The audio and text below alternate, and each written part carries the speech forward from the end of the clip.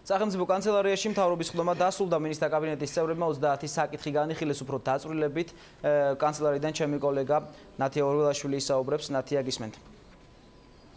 მთავრობის ხდომის დასრულების შემდეგ მინისტრებმა რამდენიმე საკითხზე გააკეთეს კომენტარი. ენერგეტიკის მინისტრმა კახიკალაძემ ისაუბრა კომპანია New Energy-სთან დაკავშირებით გამოკვეთილ ახალ დეტალებზე, რომელიც გამოიკვეთა მიმდინარე პროექტების გადამოწმების პროცესში. კახიკალაძეს კითხვები აქვს მესტიაში განხორციელებულ პროექტთან მიმართებაში, რომლის ღირებულება 42 მილიონი ლარია.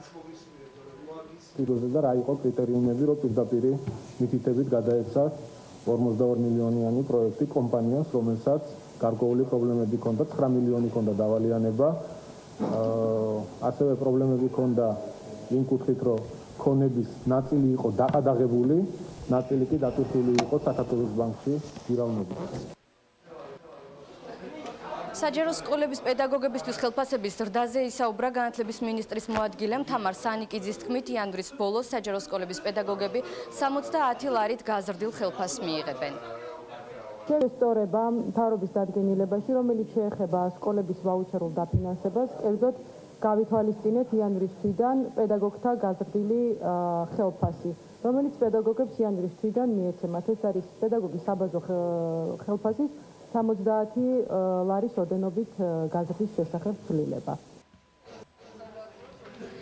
საგაზაფხულო სამუშაოებზე ისაუბრა სოფლის მეურნეობის მინისტრმა დავით კირვალიძის განცხადებით, მილიარდიანი ფონდის მუშაობის ფარგლებში უკვე აღწერილია 800,000 ნაკვეთი. ამ ნაკვეთების მფლობელები გახდებიან საგაზაფხულო პროგრამის ბენეფიციარები. ისინი უახლოეს დღეებში უკვე დაიწყება ვაუჩერების დარიგება. ისინი აიღებენ ვაუჩერებს, რომელთა საშუალებით ისინი შეიძენენ მიწის დამუშავებისთვის საჭირო სერვისებს.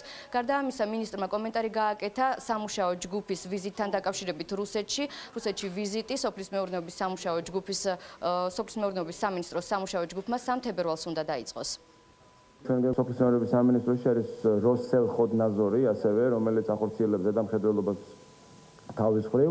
ესე იგი, დელეგაციაში არის 7 ადამიანი, ეს არის ტექნიკური პერსონალი, თავმჯდომარე დელეგაციის არის ღვინის სააგენტოს ხელმძღვანელი ბატონი ლევან დავითაშვილი.